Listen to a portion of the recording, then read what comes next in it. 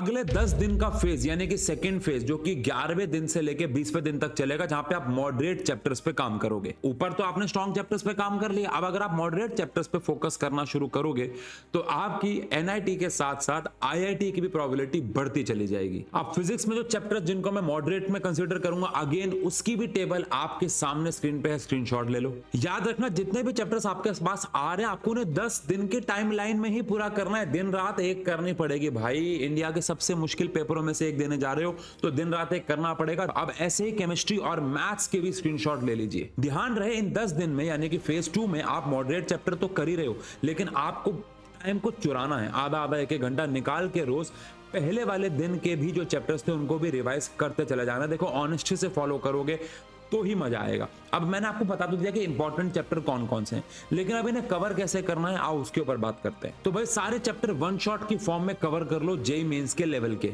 और फिजिक्स में concepts clearly समझो और इंपॉर्टेंट डेरिवेशंस या फॉर्मूले के पॉइंट्स शॉर्ट नोट्स में लिखो। केमिस्ट्री में एक्सेप्शनल केसेस और रिएक्शंस के माइंड मैप्स बनाओ और एनसीईआरटी की हर लाइन ध्यान से पढ़ो। मैथ्स में फॉर्मूलाज और बेसिक शॉर्टकट थ्योरी के साथ साथ साइड में लिखते चले जाओ। और अगर आप ऑफलाइन के बेस्ट टीचर्स के साथ ऑनलाइन में पढ़ना चाहते हो और इनमें से बहुत सारे टीचर्स को आपने ऑनलाइन में पढ़ाते हुए देखा होगा, तो इस चैनल पे हम लोग 45 डेज में बेहतरीन लेवल के वन शॉट्स लेके आ रहे हैं। कुछ वन शॉट अपलोड भी हो चुके हैं। मेरे कहने पे बस एक बार एक वन शॉट देख लोगे ना, तब समझ में आएगा कि किस लेवल के और किस तरीके से टीचर्स आपको जेईई की, नीट की, इन सब की तैयारी कराने वाले हैं।